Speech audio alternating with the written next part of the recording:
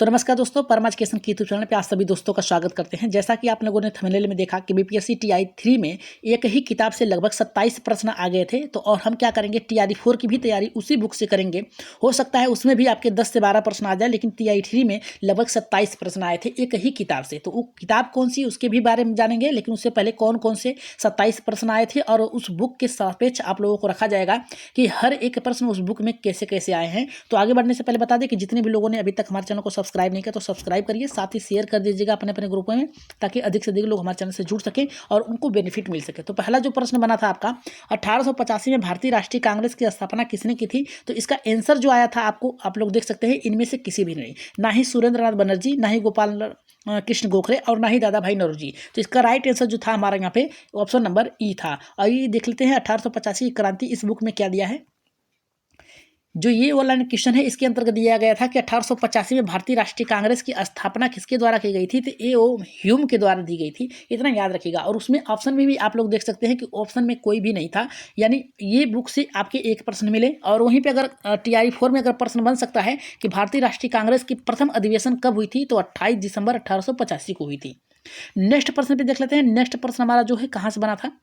Next प्रश्न जो हमारा ये कह रहा है कि निम्नलिखित में से कौन भारतवर्ष के प्रथम निर्विरोध एवं सर्वसम्मति से निर्वाचित राष्ट्रपति हुए थे? तो यहाँ पे देखिए ऑप्शन आपका जो सही हुआ था, नीलम संजीव रेड्डी। याद रखिएगा, नीलम संजीव रेड्डी। हमने आप लोगों को ऑनलाइन क्वेश्चन जो पढ़ाया उसमें ही ये सब सारे प्रश्न हैं। यहाँ पे कह रहा है कि नीलम संजीव रेड्डी। यहाँ पे आपका ऑप्शन जो सही था, इसका प्रश्न जो था ये कहाँ से बना था इस बुक में, आइए देख लेते हैं।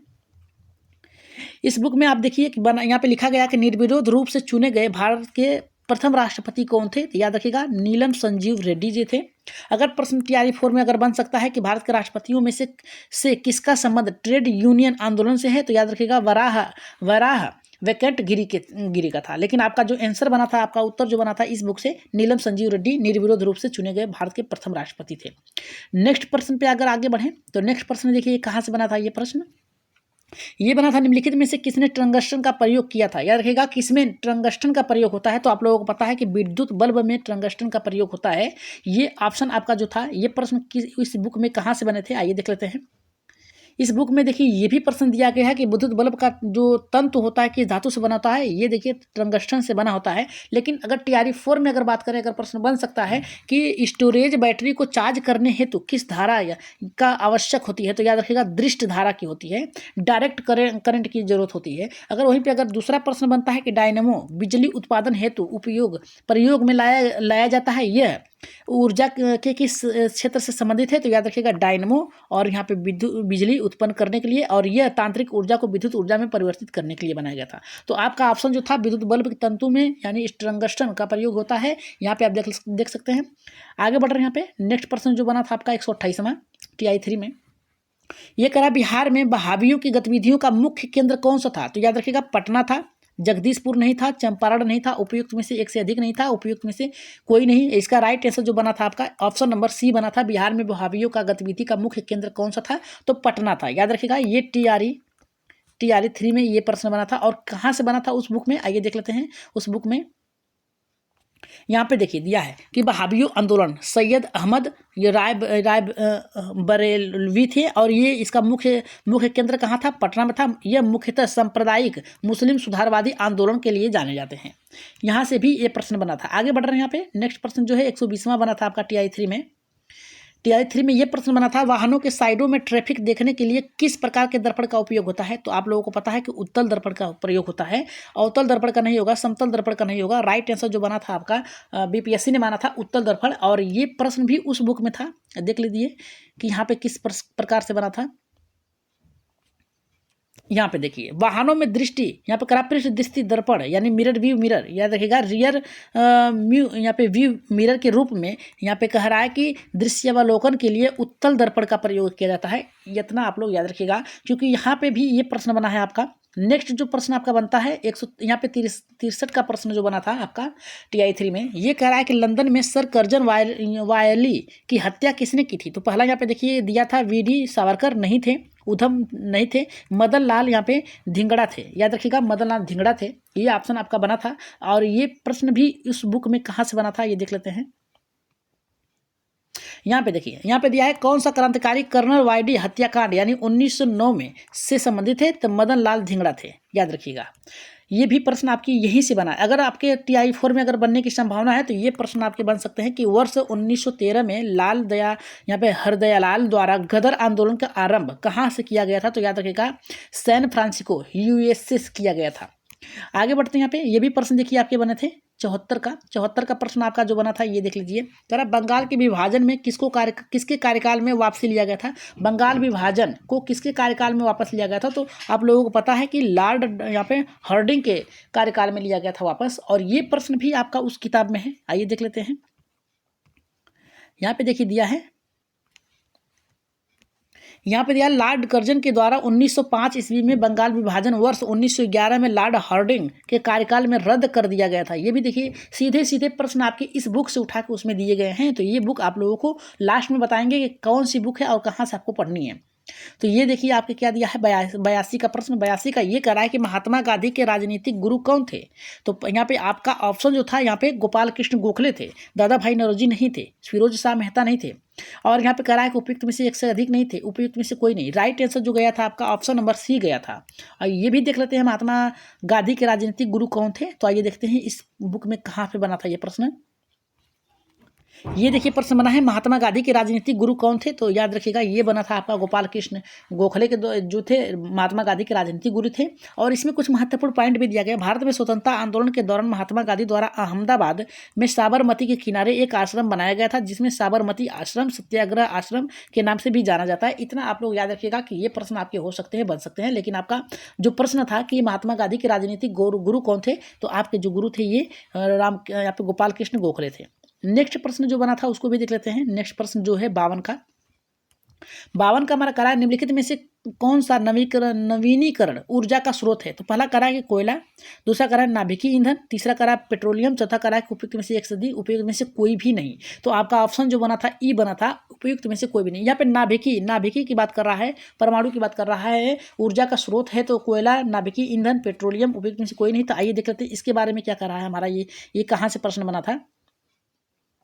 देखिए यहाँ पे कह रहा है कि नवीनीकरण का ऊर्जा है। देखिए सौर होगा, पवन होगा, जल विद्युत होगा, बायोगैस होगा, भूतापी होगा, कचरे होंगे, ज्वार ऊर्जा होगा। लेकिन यहाँ पे अनवीनीकरण ऊर्जा की बात कर रहा है। कोयला होगा, पेट्रोलियम होगा, गैस होगा, परमाणु ऊर्जा होगा, सेल होगा। ये ऑप्शन में था लेकिन ये ऑप्शन में नहीं था। लेकिन आपका ऑप्शन जो था नवीनीकरण ऊर्जा का स्रोत जो था वो यहाँ पे सौर होगा, पवन होगा, जल विद्युत होगा, बायोगैस होगा, भूतापी होगा, कचरे से उत्पन्न होगा, ज्वारी से होगा। लेकिन आपका ऑप्शन एकदम सही था, यहाँ से बना था आपका प्रश्न।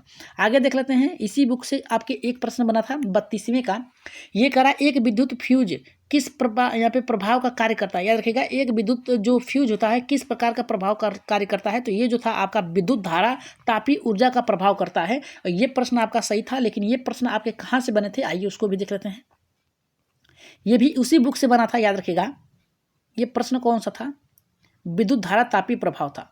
आइए देख लेते हैं यहाँ पे कहाँ से बना था ये। हाँ, ये यहाँ पे देखिए बना है फ्यूज में प्रयुक्त होने वाले तार का विशेषता कौन सी होती है, उच्च तापीय गतिरोध शक्ति और गलनांक होता है। इतना याद रखिएगा, ठीक है। स्टोरेज बैटरी के चार्ज करने के लिए धारा का आवश्यक होती है, दृष्ट होती है। बल्ब में तंतु किस धातु से निर्मित होता है, तंत्रिक। लेकिन यहाँ पे आपका जो यहाँ पे राइट आंसर जो बना था आपका फ्यूज में प्रयुक्त होने वाले तार किस विशेषता से होती है, तो उच्च तापीय प्रतिरोधी से होती है। आगे बढ़ रहे हैं यहाँ पे। नेक्स्ट जो प्रश्न आपका है बना था 49 का। यहाँ पे कह रहा है कि शांत घाटी यानी साइलेंट वैली किस राज्य में है, तो पहला कह रहा है केरल, यही आपका राइट आंसर बना था। मध्य प्रदेश, छत्तीसगढ़, उपयुक्त में से एक से अधिक, उपयुक्त में से कोई भी नहीं, यहाँ से नहीं बना था। आपका जो राइट आंसर बना था केरल से बना था। आइए देख लेते हैं यहाँ पे इस बुक में क्या दिया है। बुक में भी यही दिया है आपका। देखिए यहाँ पे क्या कहा है कि आपका कि साइलेंट वैली राष्ट्रीय उद्यान कहाँ है, तो ये जो था आपका केरल में है। अगर वहीं बात किया जाए कि मुदुमुलाई पशु विहार किन दो राज्यों की सीमा से स्थित है, तो कर्नाटक और केरल से है। लेकिन अगर प्रश्न बनता है कि केरल स्थित पेरियार राष्ट्रीय उद्यान हाथी अभ्यारण्य के लिए, बाघ अभ्यारण्य के लिए भी जाना जाता है, इतना याद रखिएगा। और प्रश्न आपका बनता है सीटेड में बना कि शेर की पूछ यहाँ पे पूछ वाला मकाऊ मुख्यतः कहाँ पे पाया जाता है, ठीक है।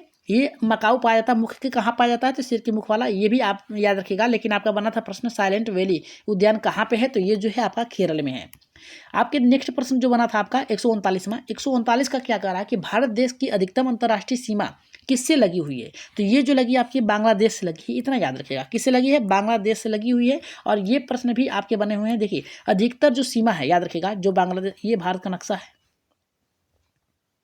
ठीक, यहाँ पे बांग्लादेश है, ठीक। और ये देखिए अधिकतम सीमा जो है भारत की यहाँ पे लगी है, बांग्लादेश से लगी हुई है। पाकिस्तान के साथ नहीं लगी है, नेपाल के साथ नहीं लगी है। राष्ट्रीय जो कह रहा है कि अधिकतम अंतर्राष्ट्रीय जो सीमा लगी हुई है वो बांग्लादेश के साथ लगी है। और बुक में कहाँ पे दिया है ये प्रश्न आपके, आइए देख लेते हैं। यहाँ पे देखिए क्या कह रहा है हमारा, बांग्लादेश, याद रखिएगा बांग्लादेश भारत के साथ सबसे लंबी अंतर्राष्ट्रीय सीमा स्थल कह रहा है कि टेरिटोरियल बाउंड्री बनाता है, यानी सबसे ज़्यादा यहाँ पे बनाता है। अगर प्रश्न आपका बनता है TRE 4 में कि 20 डिग्री उत्तरी सीमांतर रेखा किन दो देशों से यहाँ पे मध्य स्थित है, तो याद रखिएगा यहाँ पे लीबिया और सूडान से बनती है। लेकिन आपका जो प्रश्न बना था कि बांग्लादेश भारत का सबसे अंतर्राष्ट्रीय लंबी सीमा किससे साझा करता है, तो वो बांग्लादेश से साझा करता है। आगे बढ़ रहे हैं यहाँ पे। जो 43 का प्रश्न बना था ये भी बहुत ही अच्छा प्रश्न है आपका। ये भी प्रश्न आपके उसी बुक में दिया गया है कि ग्रीनविच मध्य समय यानी GMT से भारतीय मानक समय IST कितना आगे है। तो पहला का यहाँ पे जो आंसर बना था आपका, यहाँ पे 5 घंटे 5.5 घंटे बना है, यहाँ पे 5.5 घंटे बना है आपका। और यहाँ पे 6 घंटे नहीं होगा, 5 घंटे नहीं होगा, 5.5 घंटे होगा। यही आपका उत्तर जो होगा सही होगा। और इस बुक में भी यहाँ पे दिया गया है, यहाँ पे देखिए आप, यहाँ पे दिया भारतीय मानक समय IST एवं ग्रीनविच, यहाँ पे कह रहा है कि माध्य समय GMT में कितने घंटे का अंतर होता है, तो 5.5 घंटे का अंतर होता है। और प्रश्न अगर बनता है आपका कि यदि भारतीय मानक यामोत्तर पर मध्याह्न के बीच 120 अंश पूर्वी देशांतर, और यहाँ पे याद रखिएगा यहाँ पे 2.5 घंटे अपराह्न होता है, ये प्रश्न बन सकता है। लेकिन आपका जो प्रश्न बना था कितने समय आगे है, कितने घंटे का अंतर है, तो 5.5 घंटे का अंतर है। आगे बढ़ रहे हैं यहाँ पे नेक्स्ट प्रश्न पे। नेक्स्ट प्रश्न जो आपका बना है यहाँ पे कि प्रथम गोलमेज सम्मेलन भारत का यहाँ पे गवर्नर जनरल कौन था, तो ये जो था आपका लॉर्ड इरविन था, याद रखिएगा लॉर्ड इरविन था। यहाँ पे लीडिंग नहीं था, और यहाँ पे लॉर्ड लिनलिथगो भी नहीं थे। इसका राइट आंसर जो बना था आपका लॉर्ड इरविन थे। तो ये भी प्रश्न आपके उसी बुक से बने हुए हैं। आइए देख लेते हैं उस बुक में कहाँ दिया है। यहाँ पे देखिए दिया है कि भारतीय राष्ट्रीय कांग्रेस के प्रतिनिधि किस गोलमेज सम्मेलन में शामिल हुआ था, तो ये द्वितीय गोलमेज सम्मेलन के साथ यहाँ पे सम्मिलित किए गए थे। और यहाँ पे दिया है कि यहाँ पे गांधी और इरविन समझौता दिल्ली के कब हुआ था, तो ये हुआ था 5 मार्च 1931 में हुआ था। ये जो था आपका आंसर बना था यहाँ पे। नेक्स्ट जो प्रश्न आपका बना था 98 का, ये भी प्रश्न आप देख लीजिए। कह रहा है कि शीत ऋतु में तमिलनाडु के तटीय क्षेत्रों पर वर्षा होने का कारण क्या है, तो यहाँ पे कह रहा है कि लौटते हुए दक्षिणी पश्चिमी मानसून है। यही आपका ऑप्शन क्या है, सही माना गया था। और दक्षिणी पश्चिमी मानसून नहीं माना गया था, पश्चिमी विभुच्छ नहीं माना गया था, और उपयुक्त में से एक से अधिक नहीं माना गया था, उपयुक्त में से कोई भी नहीं। इसका राइट आंसर जो माना गया था लौटते हुए दक्षिणी पश्चिम मानसून माना गया था। इस बुक में भी यही प्रश्न दिया गया है, इसको भी देख लीजिए आप लोग। यहाँ पे दिया है कि उत्तरी पूर्वी मानसून सबसे अधिक वर्षा प्राप्त करने वाला जो राज्य है कौन सा है, यहाँ पे तमिलनाडु। यहाँ से प्रश्न आपका बना था। आगे बढ़ रहे हैं यहाँ पे। नेक्स्ट प्रश्न जो है आपका बहुत ही बेहतर है। ये भी प्रश्न आपके उसी बुक से दिया गया है। कह रहा है कि दिल्ली के लाल किले से आज़ाद हिंद फौज का प्रसिद्ध मुकदमा हुआ था, कब हुआ था, याद रखिएगा 1945 में हुआ था। ये आंसर आपका BPSC ने माना है। और उस बुक में भी यही आंसर दिया गया है, 1946 नहीं, 1944 नहीं माना गया है। इसका आंसर जो माना गया था 1945 माना गया था। आइए देख लेते हैं उस बुक में इसके बारे में क्या दिया गया है। यहाँ पे देखिए दिया है कि ब्रिटिश सरकार द्वारा आज़ाद हिंद फौज के सैनिकों और अधिकारियों को गिरफ्तार कर नवंबर 1945 को दिल्ली के लाल किले पर उन पर मुकदमा चलाया गया था। इसमें 3 अभियुक्तों को प्रेम सहगल और यहाँ पे गुरुबख्श सिंह ढिल्लो एवं शहनवाज खान को फांसी की सजा सुनाई गई थी, तथा साजिद अली को 7 वर्ष की कारावास का दंड निर्धारित किया गया था, परंतु बाद में जनता के भारी विरोध के कारण यहाँ पे दोष मुक्त कर दिया गया था। ये भी प्रश्न आपके इसी बुक से बने हैं। आज़ाद हिंद फौज विलेज योजना तथा शाही नौकरशाही विद्रोह, ये हमने आपको क्लास पढ़ा दिया है, आप लोग जाके देख सकते हैं उसमें।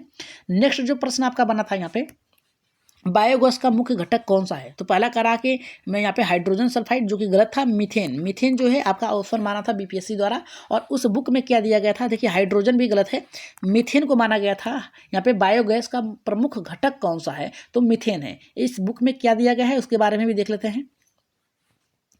देखिए यहाँ पे क्या दिया गया है कि गोबर गैस जो होता है, डक्स गैस जो होता है, उसके मुख्य घटक क्या है, यहाँ पे मीथेन है, CH4 है। अगर प्रश्न बनता है कि सूर्य, यहाँ पे कह रहा है सूर्य का निर्माण मुख्यतः किस तत्व से हुआ है, तो हाइड्रोजन से हुआ है। साबुन बनाने में किस पदार्थ का प्रयोग होता है, तो वनस्पति तेल का प्रयोग होता है। इतना याद रखिएगा। लेकिन आपका प्रश्न जो बना था आपका गोबर गैस से बना था कि उसका मुख्य घटक क्या है, मीथेन है, जो कि इसका रासायनिक सूत्र होता है CH4 होता है। अगर प्रश्न बनता है कि सिलिकेट, जिसको सिलिका ऑफ मैग्नीशियम के रूप में भी जाना जाता है, प्रचुर मात्रा में पृथ्वी के किस भाग में पाया जाता है, तो भूपर्पटीय भाग में पाया जाता है। इतना याद रखिएगा। लेकिन हमारा जो प्रश्न बना था गोबर गैस का मुख्य यहाँ पे जो घटक है कौन सा है, तो मीथेन है। यही आपका ऑप्शन बना था इस बुक से। आगे बढ़ रहे हैं यहाँ पे जो नेक्स्ट प्रश्न आपका बना था कि पृथ्वी एवं सूर्य के बीच अधिकतम दूरी होती है, कितना होती है, अपसौर होती है। ये प्रश्न आपका बना था। राइट आंसर भी बीपीएससी ने इसी को माना था, याद रखिएगा। और ये प्रश्न TI 3 का है। और यहाँ पे देखिए क्या यहाँ पे कह रहा है कि ये जो आपका प्रश्न बना है यहाँ से बना था। सूर्य, यहाँ पे कह रहा है पृथ्वी जब सूर्य की निकटतम दूरी तय करती है, दूरी पर होती है, तो इसे क्या कहा जाता है, उपसौर कहा जाता है। कहते हैं ऐसी स्थिति में यहाँ पे क्या कह रहा है कि 3 जनवरी को होती है। लेकिन अपसौर जो प्रश्न बना था, पृथ्वी जब सूर्य से अधिकतम दूरी पर होती है, या देखा निकटतम दूरी पर रहेगी तो उपसौर होगा, और यहाँ पे अधिकतम दूरी पर जो होगा तो अपसौर होगा, याद रखिएगा। और ये कब होती है, तो 4 जुलाई को होती है। ये भी प्रश्न आपके इसी बुक से बने हैं। नेक्स्ट जो है आपका कि किस बुक से आया था ये, तो देख लीजिए बुक कौन कौन से हैं। ये आप लोगों के लिए बहुत ही जरूरी है, TRE 4 के लिए भी ये भी जरूरी है। ये जो बुक है ये आपके सार संग्रह है, कक्षा 6 से आपके 11 तक के है। और ये जो है 1 लाइन क्वेश्चन 1 से 5 TRE के लिए। दोनों आपकी जो किताब है बहुत ही जरूरी है, बहुत ही इंपॉर्टेंट है आप लोगों के लिए। और ये जो है महेश कुमार वरड़वाल की जो किताब है उससे यहाँ पे संबंधित प्रश्न बने थे। आप लोगों को ये देखना बहुत ही जरूरी है कि इस बुक में आप लोगों के 27 प्रश्न बन गए थे। कितने प्रश्न बने थे, 27 प्रश्न सीधे आपके TRE 3 में बने थे। तो TRE याद रखिएगा, TRE 4 के लिए भी आप लोग इसी बुक का प्रयोग करिएगा, महेश कुमार वरड़वाल। इसमें 1 लाइन क्वेश्चन के साथ व्याख्या भी दी गई है। आप जिस तरीके से पढ़ना चाहें उस तरीके से पढ़ सकते हैं। बहुत ही इंपॉर्टेंट, बहुत ही अच्छी किताब ये है। किसी की आप पब्लिसिटी नहीं कर रहे हैं, बस आपको बता रहे हैं कि इसके लिए मुझे कुछ भी रिस्पॉन्सिबल नहीं इसके लिए हूँ, क्योंकि आप लोगों के लिए बस ये बताया जा रहा है कि इस बुक से आप पढ़िएगा, महेश कुमार वरड़वाल के। तो ये 27 प्रश्न जो थे आप लोगों ने देखे किस प्रकार से इसमें बने थे और आप लोगों के लिए किस प्रकार से उपयोगी हो सकते हैं। तो सभी लोग क्या करेगा, TRE 4 की तैयारी बहुत ही अच्छी तरीके से करिएगा, क्योंकि 9 मार्च को गांधी